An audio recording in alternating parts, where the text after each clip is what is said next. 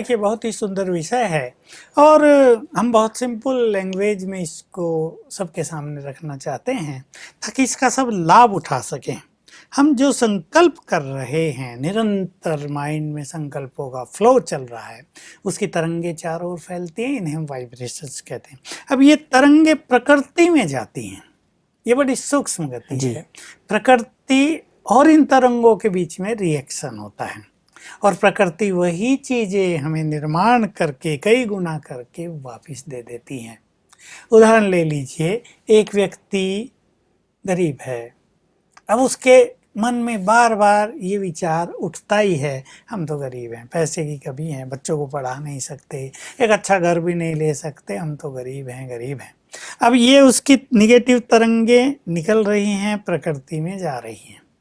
प्रकृति तो मनुष्य को सब कुछ प्रदान कर रही है, गरीबी लौटकर वापस उसके पास आ रही है।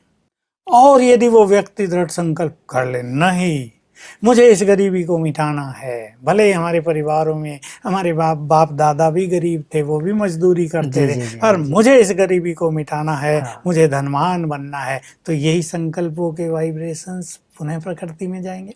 प्रकृति रिटर्न करेगी और कुछ अवसर उन्हें, जिससे उन्हें धन प्राप्त हो सके। जैसे जैसे उसको ये गुड फीलिंग होने लगेगी, मेरे पास बहुत धन है, अब हम सब कर सकते हैं, मैं धनवान हूँ, चाहे उसके पास बहुत ज़्यादा धन ना हो, ये विचार प्रकृति में जाएंगे तो प्रकृति वही चीज़ें वापस करेगी। तो हम सभी इस चीज़ के लिए बहुत ही सावधान रहें कि जो कुछ हमें प्राप्त करना है वैसे ही संकल्प हम प्रकृति में भेजें।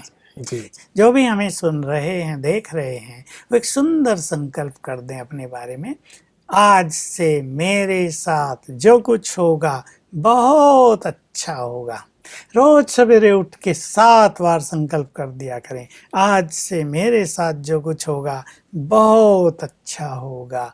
तो ये प्रकृति में जाएंगे और उन्हें महसूस होने लगेगा, रोज अनुभव होगा कि सब कुछ अच्छा होने लगा, जो बिगड़ने वाला काम भी था वो भी संवर गया है।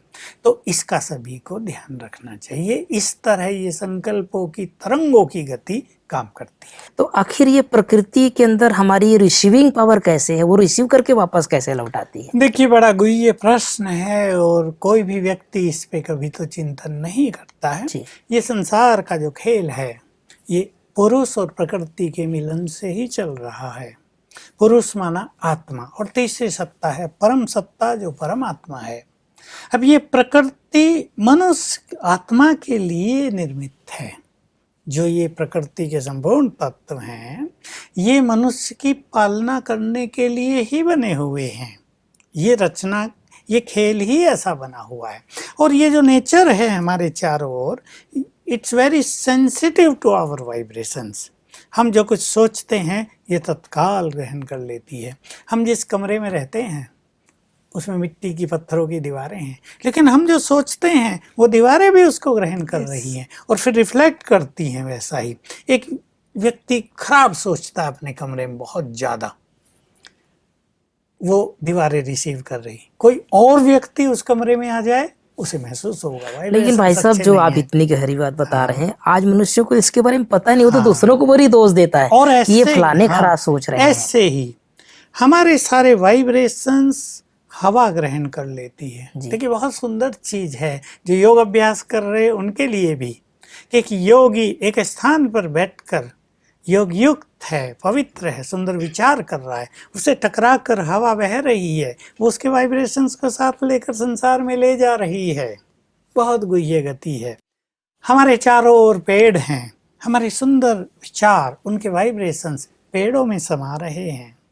अब जो कुछ उनमें समा जाएगा वही तो उसे वापस करेंगे ना, हमारे पास जो होगा वही हम दूसरों को देंगे।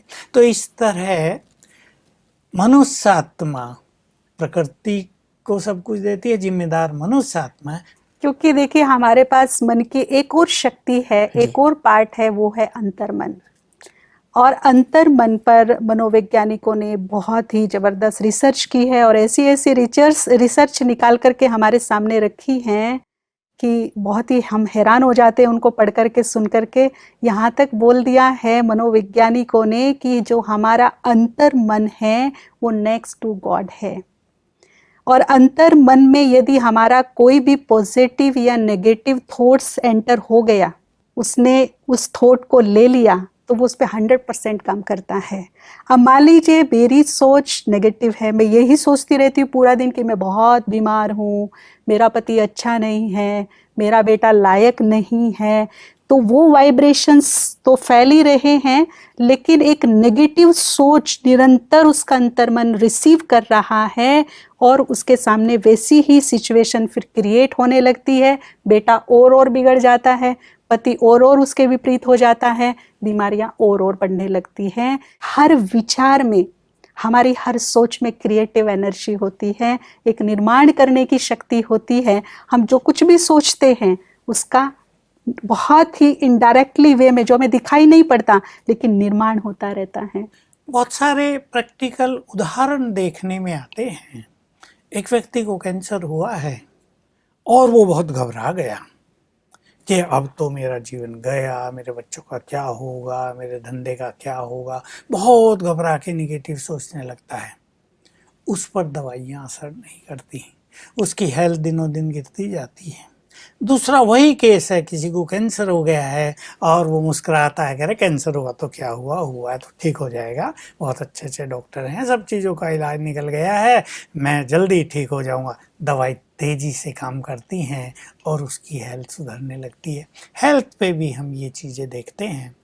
एक व्यक्ति किसी इंटरव्यू को देने जा रहा है, वो सोच रहा है, नर्वस हो गया है, पता नहीं क्या क्या क्वेश्चंस पूछेंगे, पता नहीं मेरा सिलेक्शन होगा या नहीं, बहुत मेहनत की है नौकरी पाने के लिए, मेरा तो भाग्य खराब है, पता नहीं मिलेगी या नहीं। वो परेशान होके इंटरव्यू में जाता है। अब वो जो चार वहाँ बैठे वो उसके चेहरे को देखते हैं, लड़का बहुत घबराया हुआ है, कुछ प्रश्न पूछते हैं, घबराहट में उससे उत्तर नहीं दिया जाता, वो असफल हो जाता है। दूसरा व्यक्ति उससे कम बुद्धिमान है, लेकिन उसका मनोबल बहुत बढ़ा चढ़ा है, वो जाता है, कह रहा है सिलेक्शन हो या ना हो, मैं तो इंटरव्यू दूंगा हैप्पीली, और मुझे लगता है मेरा सिलेक्शन होगा ही, भगवान मेरे साथ है। उमंग से जाता है, जाके मुस्कुराते हुए सबको नमस्कार करता है, अभिवादन करता है, और वो उससे प्रश्न पूछते हैं, जो उसको आता है उमंग से उत्तर देता है, वो ठीक हो या ना हो। और लोग उससे प्रभावित होते हैं कि इस व्यक्ति के पास भले ही बुद्धि बहुत अच्छी नहीं है, इसके उत्तर परफेक्ट नहीं थे, पर ये व्यक्ति हमारे काम का है, वो उसको सेलेक्ट कर लेते हैं। तो देखिए, ये मन के विचारों का तुरंत इफेक्ट दिखाई देता है।